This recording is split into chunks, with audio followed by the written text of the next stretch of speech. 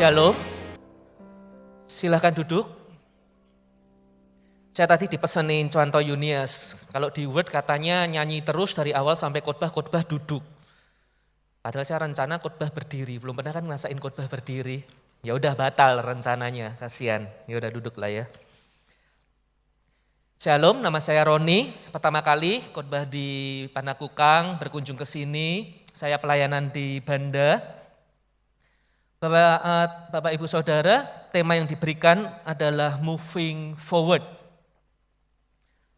Mari kita baca nats Alkitab kita yang terambil dari Filipi 3 ayat 10 sampai 16. Tetapi saya akan membacakannya di bagian awal khotbah ini ayat 13 dan 14. Saudara-saudara, aku sendiri tidak menganggap bahwa aku telah menangkapnya, tetapi ini yang kulakukan. Aku melupakan apa yang telah di belakangku dan mengarahkan diri kepada apa yang di hadapanku. Dan berlari-lari kepada tujuan untuk memperoleh hadiah, yaitu panggilan surgawi dari Allah dalam Kristus Yesus. Bapak Ibu Saudara, dalam perjalanan ke gereja, pagi hari ini di jalan raya kita pasti berjumpa dengan berbagai macam kendaraan, benar ya? Dan salah satunya ada truk. Tadi saya ke gereja ketemu truk pagi ke sini. Nah yang menarik, kalau di Indonesia, truk ini biasa ditulisin, biasa dicoret-coret. Nah coretannya ini menarik untuk dibaca, biasa di samping atau di bagian belakang gitu ya, tahu ya ditulis-tulisin itu. Jaga jarak, jangan ngebut, karena maut tak seindah musik dangdut. Gitu. Atau tulisan yang lain, melupakan ibadah itu neraka.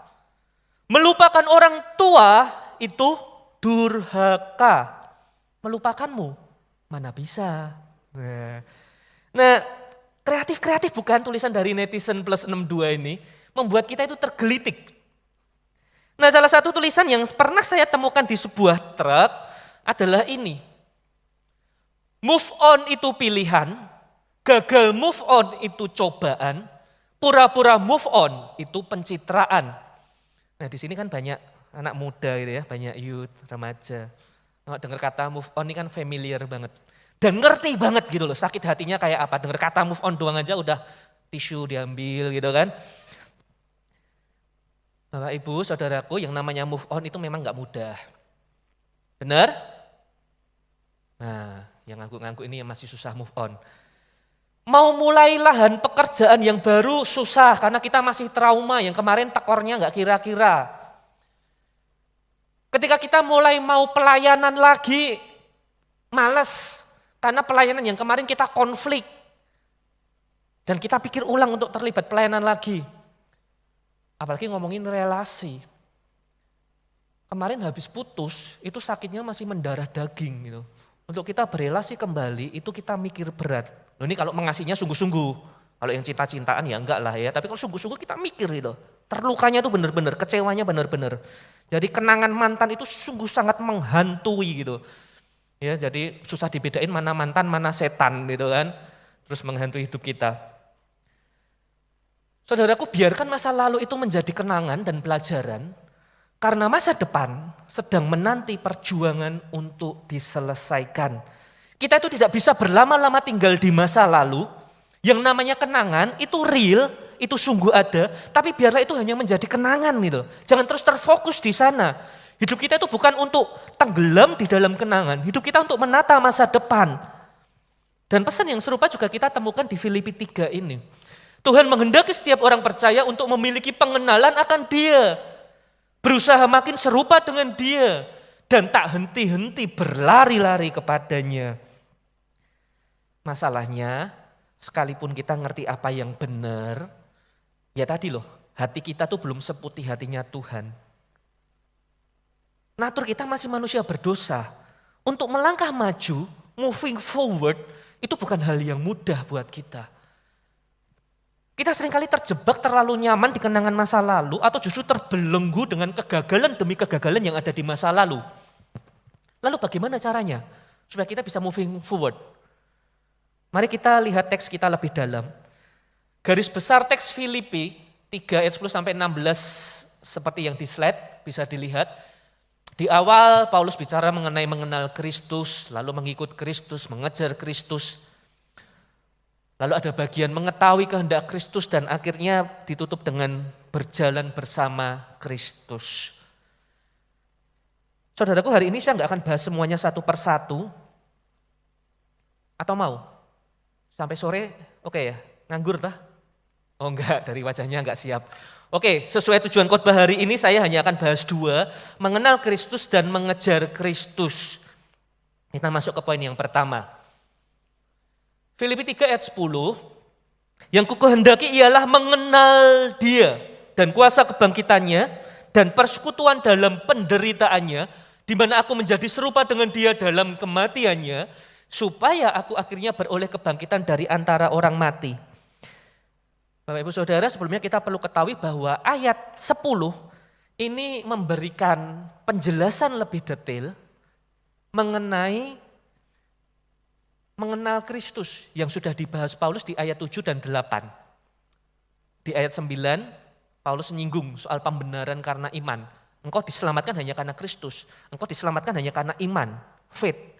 Tetapi di ayat 10 balik, ngomong lagi nih soal mengenal Kristus.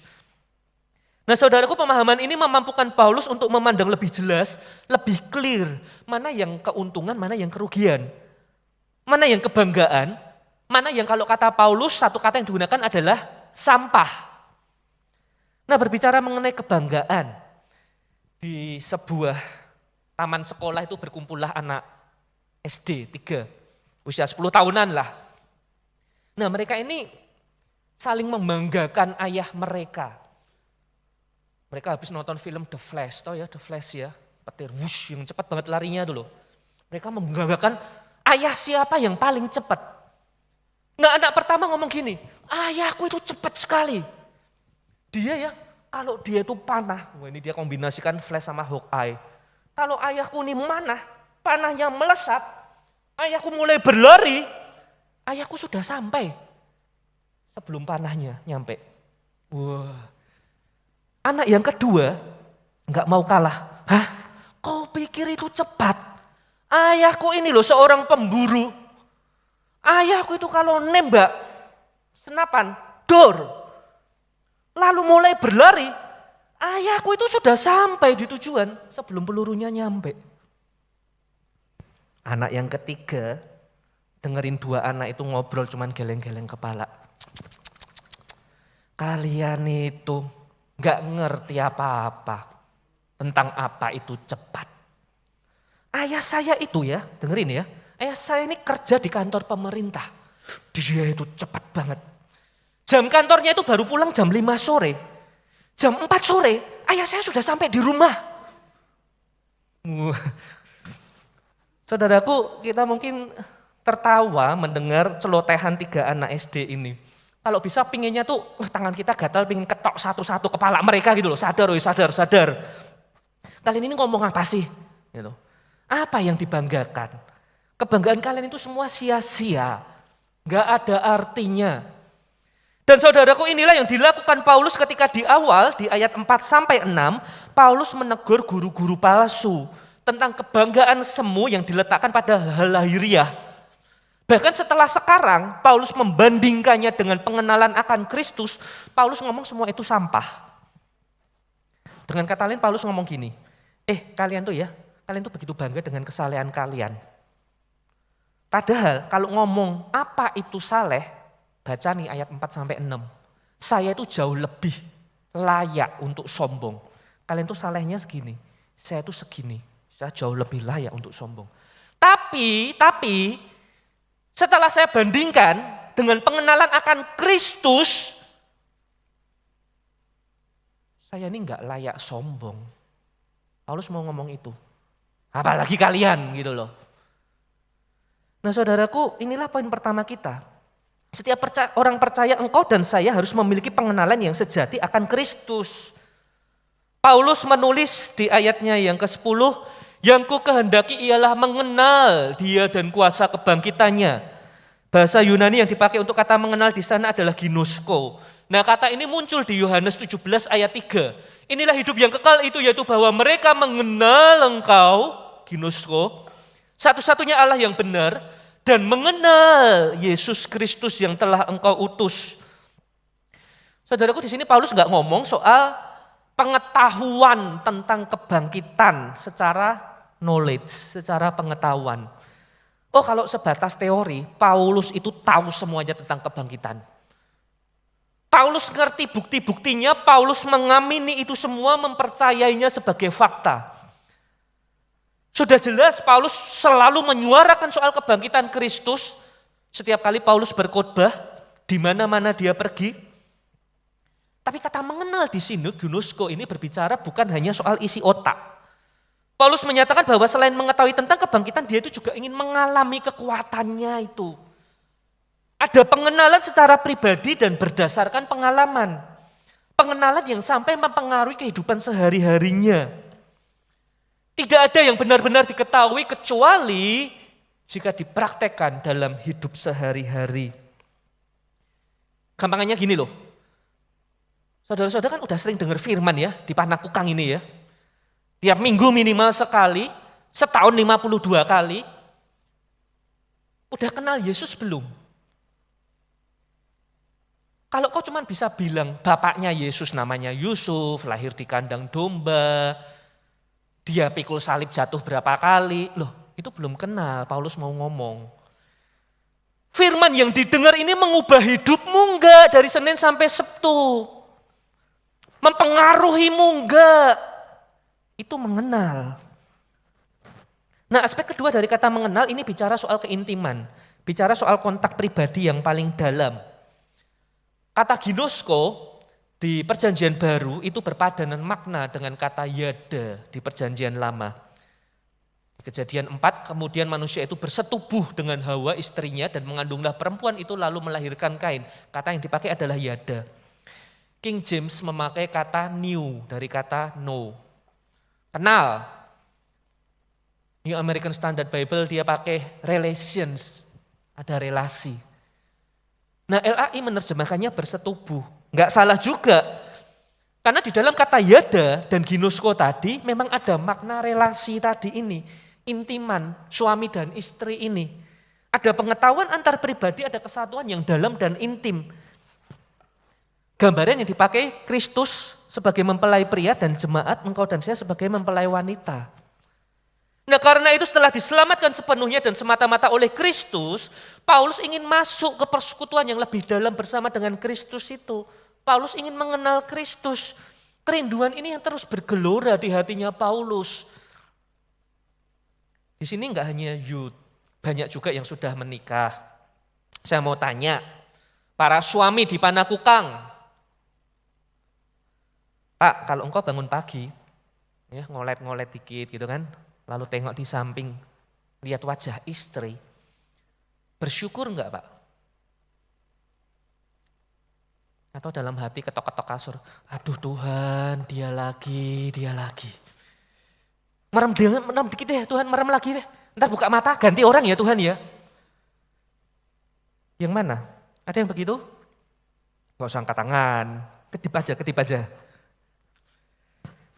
Kalau bisa pinginnya diretur. Kalau bisa, atau tukar tambah deh, minimal tukar tambah deh. Padahal seharusnya kita merasa bersyukur kalau beroleh satu hari lagi kesempatan untuk kita boleh mengasihi istri kita, pasangan kita. Satu hari lagi untuk berhubungan lebih intim, berelasi lebih intim, lebih erat lagi, belajar mengasihi lagi, satu hari lagi bersyukur kita. Harusnya. Saudaraku, bagaimana relasimu dengan Tuhan Yesus? Apakah engkau memiliki keinginan untuk mengenal Yesus secara intim? Untuk bangun pagi bersamanya di pagi hari dan menjalani rangkaian aktivitasmu 24 hours with God. Kita tuh rasa puas gitu loh sama Tuhan, udah cukup. Kita rasa nyaman. Semuanya itu kita dapatkan dengan satu pribadi yang gak ada habisnya dan itu adalah Tuhan Yesus Kristus.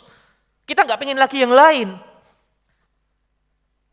Bapak Ibu, ada banyak hal yang membedakan kekristenan dari agama dunia lainnya, tapi salah satu perbedaan yang paling signifikan itu ini. Orang Kristen mengakui bahwa Yesus kita adalah anak Allah yang mati, tapi dia bangkit dari kematian itu. Dan dia hidup sampai hari ini. Dia lahir di Bethlehem 2000 tahun lalu, tapi dia Allah yang hidup di masa kini. Nah, sehingga untuk mengenal dia secara pribadi, mengalami Yesus dalam keseharian adalah tujuan pertama dan terbesar dari kehidupan orang percaya. John Piper berkata begini, tujuan utama seorang manusia adalah untuk memuliakan Tuhan dengan menikmati Dia selamanya. Ini tujuan hidup Kristen. Jadi kalau kau ingin melayani Tuhan, memuliakan nama Tuhan, itu bukan cuma ngomong soal melayani jadi worship leader di sini, main musik di sini. Tapi semua kita dapat memuliakan nama Tuhan dengan cara apa? Menikmati Dia. Mengalami Dia 24 jam. Dan inilah tujuan hidup Paulus juga. Ayat 10-11 adalah ekspresi luar biasa dari Paulus. Paulus yang awalnya bicara tentang iman di dalam Kristus Yesus, sekarang dia bicara tentang tujuan hidup Kristen. Karena Paulus sadar betul dia nggak bisa hidup di luar Kristus. Natur kita sebagai manusia yang tadi itu loh, yang hatinya hitam-hitam belum putih tadi itu loh. Itu akan membuat kita cenderung memilih hal-hal yang salah dalam hidup. Apa yang salah? Makanya J.I. Packer ngomong di bukunya Knowing God. Abaikan pengenalan akan Allah. Maka Anda akan tersandung dan melakukan kesalahan fatal. Karena menjalani kehidupan secara buta. Seperti yang telah kita alami sebelumnya, sebelum kenal Kristus. Kita nggak tahu lagi arah yang jelas. Kita nggak bisa lagi memaknai kehidupan yang ada di sekitar kita dalam frame yang benar di dalam Kristus. Tapi sekali lagi, tentu nggak semudah itu membalik telapak tangan seperti Saulus menjadi Paulus tadi itu loh. Beberapa orang nggak bisa mengikuti jejak itu. Beberapa terjebak dengan kekelaman hidupnya, nggak bisa keluar dari sana. Beberapa terperosok dalam penyesalan diri terus-menerus, tidak melakukan apa-apa untuk mengalami perubahan diri. Nah, lantas apa yang membuat Paulus itu berhasil melangkah maju, moving forward tadi? Saudaraku, Paulus itu nggak mau lagi toleh-toleh ke belakang. Dia nggak mau membiarkan kegagalan-kegagalan dalam hidupnya itu terus menghantuinya dengan rasa bersalah. Tapi Paulus juga nggak mau membiarkan keberhasilan-keberhasilannya itu menjebak dia, membuat dia itu mudah berpuas diri, lalu nggak melangkah maju menjadi serupa Kristus. Yang Paulus lakukan adalah mengarahkan pandang ke depan, berlari pada tujuan untuk semakin serupa Kristus setiap hari. Di ayat ke-12 ada kata menarik, ditangkap dan menangkap di sana kalau saudara, Bapak Ibu Saudara baca. Jadi setelah ditangkap oleh Kristus, Paulus mau ngomong, setelah ditangkap oleh Kristus, di detik itu pertandingannya dimulai.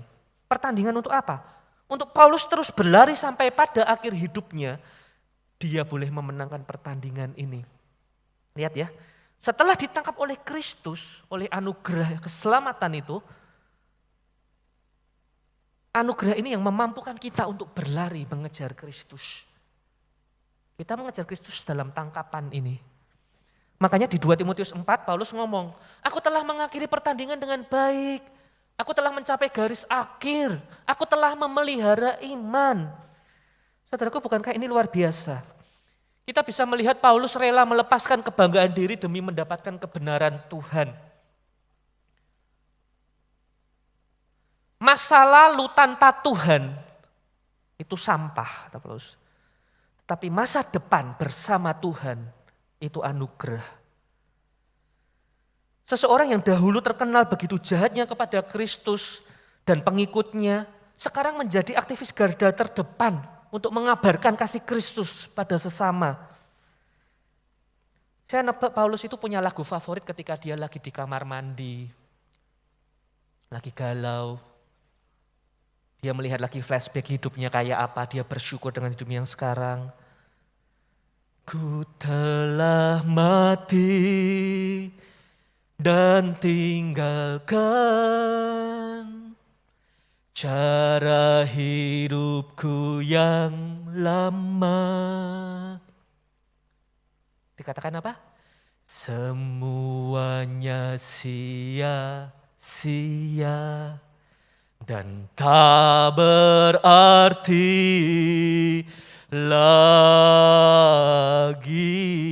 Lalu Paulus berlutut di hadapan Tuhan, dia berjanji, hidup ini ku letakkan pada mezbahmu ya Tuhan. Dia sadar siapa dirinya sekarang. Jadilah padaku seperti yang kau ingini. Saudaraku, inilah kesaksian hidup Paulus. Di ayat 13 Rasul Paulus menjelaskan bahwa ia sendiri pun sedang dalam posisi masih berada di tengah pertandingan itu. Paulus hendak berkata dia pun belum mengakhiri, dia belum sampai garis finish, masih terus berlari dan berlari. Dan Paulus memberi kesemangat pada jemaat di Filipi supaya kau juga bisa menangkan pertandingan ini. Ayo lari. Caranya gimana? Fokus pada tujuan. Apa yang telah jadi kenangan biarlah kita tinggalkan. Mari arahkan fokus pada tujuan, yaitu garis finish yang ada di depan.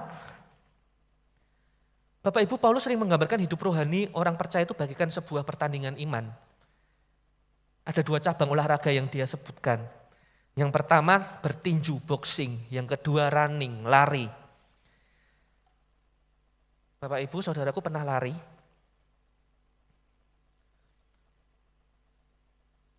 Siapa pernah lari? Lari dikejar anjing. Lari dikejar maling. Dikejar polisi. Lari dari kenyataan. Wah, ini kan yang muda-muda ini sering dilari dari kenyataan, berusaha lari dari kenyataan. Mau kau pilih lari yang apapun itu, yang namanya lari tetap lari, harus fokus. Tapi Pak Runi, saya ini kalau lari-lari pagi ya, jogging di CPI itu larinya nggak usah fokus, nggak apa-apa loh.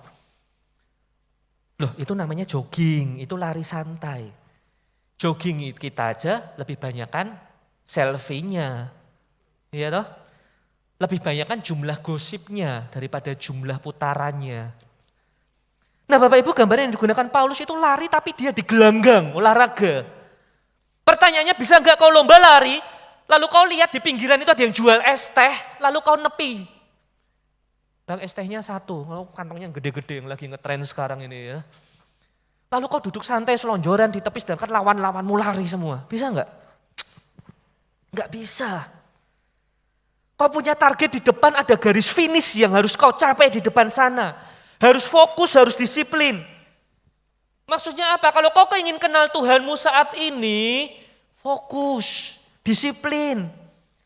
Kalau kau saat teduh, matiin itu Netflix. Kalau kau lagi dengar firman di gereja, HP-mu jangan stalking. Promo Imlek, ya kan? Siapa tahu banyak promo Imlek. Banyak enggak? Ada yang udah cari? No. Fokus, disiplin. Nah saudaraku, di dalam berlari selain harus fokus juga lari itu berarti tidak kenal lelah. Di ayat 14 kata Yunani yang dipakai untuk berlari adalah dioko. Dan berlari-lari kepada tujuan untuk memperoleh hadiah yaitu panggilan surgawi dari Allah dalam Kristus Yesus. Kata berlari-lari yang dipakai dioko. Dan kata dioko ini ternyata muncul sebelumnya di ayat 6. Tentang kegiatan aku penganiaya jemaat. Tentang kebenaran dalam mentaati hukum Taurat aku tidak bercacat. Ini hidup Paulus sebelum kenal Kristus. Waktu dia masih Saulus. Nah kata penganiaya ini adalah diokon dari kata dioko tadi. Jadi ketika Paulus menganiaya pengikut Kristus, dia itu bukan iseng. Aduh hari ini nganggur nih, lumayan nih sejam nih. Tadi nganggur ya, habis ibadah yang pagi nunggu jam 10 gitu kan. Nah daripada nganggur kita aniaya orang Kristen yuk. Gitu. Nganggur, iseng. Nah kalau besoknya sibuk gak ada waktu, ya udahlah jangan aniaya lah, lagi sibuk banyak urusan kok. Enggak, Paulus itu diokon, dia kejar pengikut Kristen. Dia incar pengikut Kristen, dia berlari-lari tak kenal lelah, dia keluarkan energinya, dayanya, waktunya, uangnya, habis-habisan di sana. Bapak Ibu, itu teladan Paulus. Ketika belum kenal Kristus, Paulus itu berlari-lari menganiaya jemaat. Setelah kenal Kristus, Paulus berlari-lari mengejar Kristus, memberitakan Injil Kristus. Paulus tetap berlari kencang, tapi sekarang dia sudah berbalik, arahnya udah benar. Bagaimana dengan kita? Dulu sebelum kenal Kristus kita giat mengejar dunia. Kau yang sudah kerja di kantor, Sebelum kenal Kristus. Oh, lembur itu enggak masalah. Datang lebih pagi itu barus, jangan sampai telat. Karena kalau telat cap jempol potong gaji. Kalau absen potong gaji. Kau kejar itu yang namanya uang. Lembur itu suka hati. Supaya prestasi naik jabatan. Pertanyaannya setelah engkau kenal Kristus, engkau datang ke gereja, masihkah kau berlari-lari? Atau malah jadi loyo, jalan santai tadi itu loh. Saat teduh pagi, males ngapain ntar aja malam. Malam Netflix ntar aja besok. Enggak lagi berlari-lari. Saya kalau khotbah selesai 20 menit, Bapak Ibu komplain enggak? Pak Roni jangan 20 menit dong, Pak Roni itu jatahnya masih ada loh, khotbah lagi dong, saya pengen kenal Kristus. Atau malah seneng, itu pengkhotbahnya bagus loh, undang lagi. Saya enggak tahu namanya apa, saya enggak tahu isi khotbahnya apa, pokoknya khotbah 20 menit kemarin itu undang lagi dong. Yang mana? Bapak Ibu lihat gambar ini. Ini orang memang berlari-lari, tapi dia karena telat. Bahkan itu yang pakai baju putih yang kejatuh-jatuh tuh, jangan-jangan kita. Siapa tadi di sini telat ngaku? Kerja nggak mau telat. Itu duit. Tapi kalau ke gereja telat kau nyesel enggak? Ke gereja telat nyesel enggak sih? Berlari-lari enggak untuk kenal Kristus? Atau contoh lain dulu keluar duit untuk berbuat dosa, foya-foya enggak ada masalah. Sekali dugem 2 juta itu enteng lah. Tapi begitu persembahan 20.000 aja mikir, itu tangan gemeter. Kalau bisa enggak jadi. Bagaimana hidup kita setelah mengenal Kristus? Banyak orang setelah lahir baru antusiasmenya hilang, dia jadi loyo. Ayat 16. Nats kita yang terakhir, tapi baiklah tingkat pengertian yang telah kita capai, kita lanjutkan menurut jalan yang telah kita tempuh. Kata yang dipakai di sana adalah stoikeo. Stoikeo itu apa? Stoikeo itu berjalan dalam patron yang ada, dalam patokan yang ada. Kalau tadi lari di gelanggang, bisa nggak kalian tuh larinya zigzag? Wes, ngepot dikit. Wah di sana pemandangannya lebih bagus, geser lagi. Bisa nggak? Nggak bisa dong. Kau punya track. Dan ini stoikeo. American Standard Bible dia ngomong same standard. Standarnya itu sama. Standarnya siapa? Tentu standarnya Tuhan. Pertanyaannya gimana kita bisa ikut standarnya Tuhan?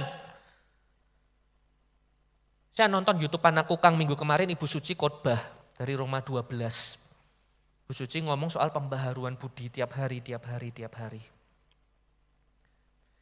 Saudaraku, pelari maraton itu nggak akan bisa lihat garis finish di langkah-langkah awal dia berlari.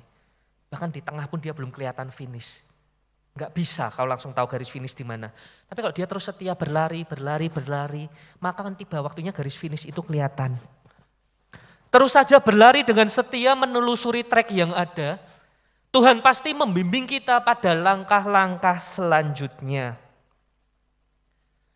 Saudaraku, setia aja pada trek yang ada padamu sekarang, yang Tuhan percayakan padamu sekarang.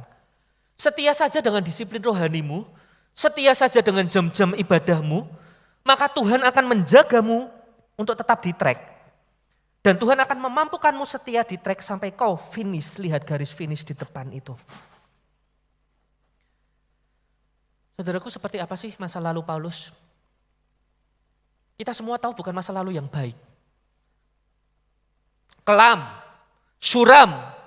Kalau kita jadi tetangganya Paulus, kita tuh mungkin akan julitin Paulus. Paulus, kau ini gak layak jadi pengikut Kristus. Sadar diri dong Paulus. Siapa kau mau kenal Kristus? Iya kan, kita semua sepakat Paulus itu gak layak atas apa yang sudah diperbuat Paulus. Atau kalau kita jadi Paulus, kita pun akan rasakan pressure yang besar. Terus dihantui masa lalu yang kelam itu. Siapa saya Tuhan, siapa saya? Hidup saya amburadul Tuhan. Saya enggak layak. Saudaraku, mari lihat diri kita masing-masing. Mari tengok diri kita masing-masing. Yang sedang dalam posisi rawan, mesti segera moving forward. Kalau kau sudah di tepian jurang, jangan santai-santai, segera beranjak. Tapi yang dalam posisi nyaman, juga mulai cek. Jangan-jangan perlu moving forward juga. Karena yang nyaman itu belum tentu aman. Saudaraku, setiap kita berada dalam perlombaan yang sama. Tapi mari terus berlari, jangan lagi pandang ke belakang. Yang penuh keberhasilan, stop agung-agungkan prestasimu. Paulus berkata, ini semua itu sampah. Ini itu semua sampah. Musik boleh dimainkan lembut. Yang penuh kegagalan, jangan minder. Sekarang kau adalah ciptaan baru di dalam Tuhan. Atau saat ini ada di antaramu yang sedang stop berlari. Tuhan, saya sedang stuck, saya sudah jauh ketinggalan, give up.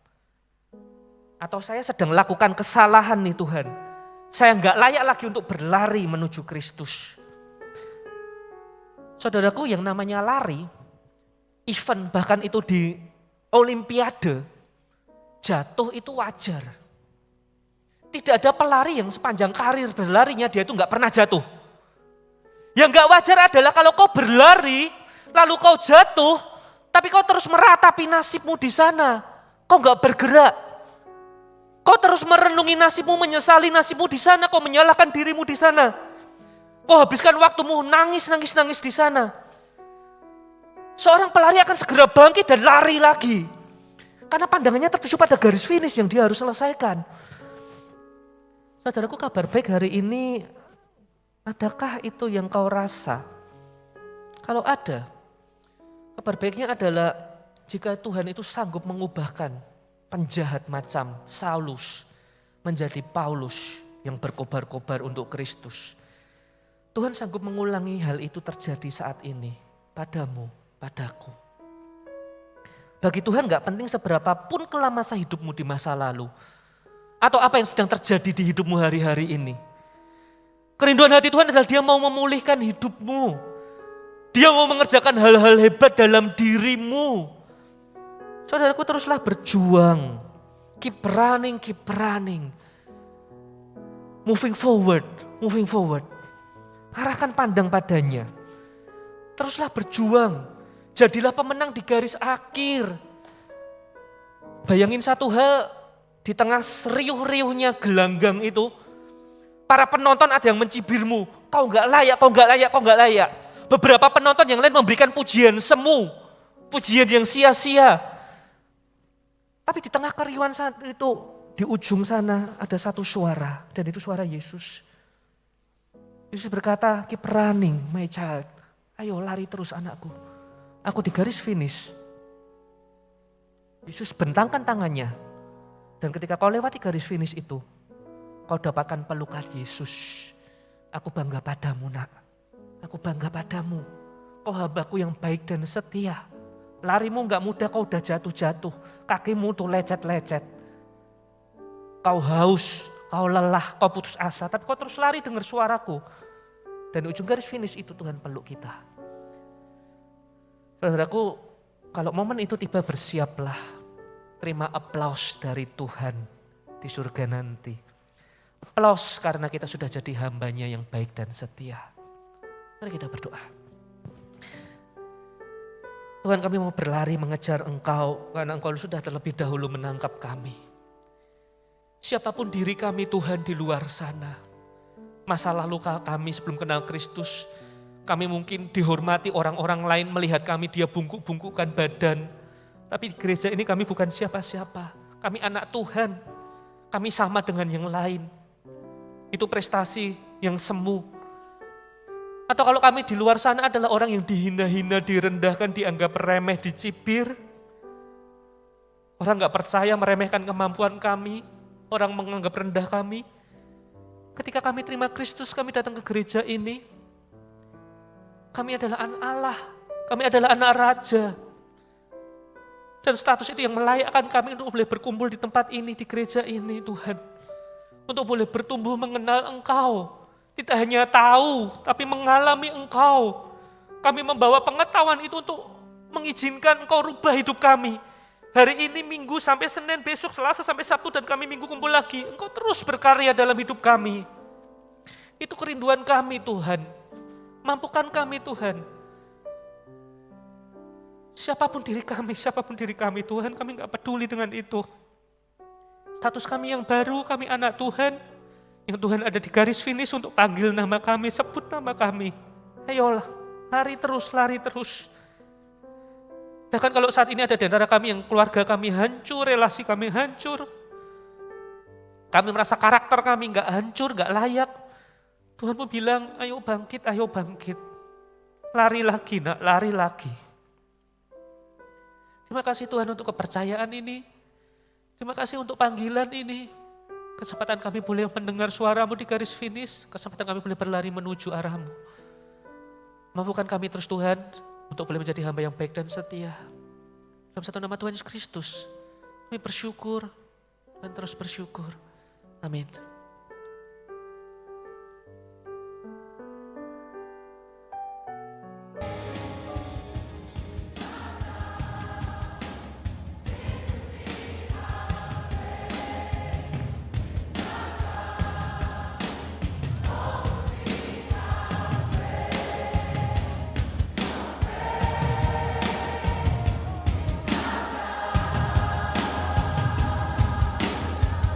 How great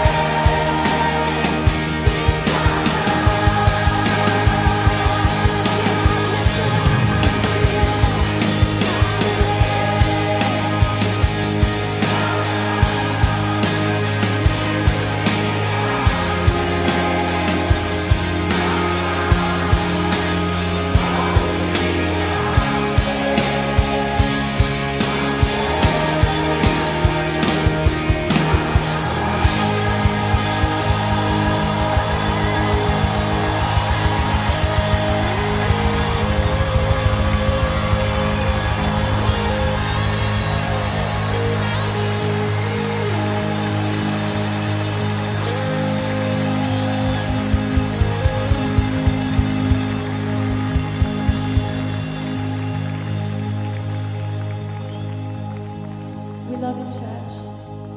Thanks for loving God like you do. Thanks for loving God like you do. Be blessed. Go from strength to strength. In Jesus' name. Amen. Amen.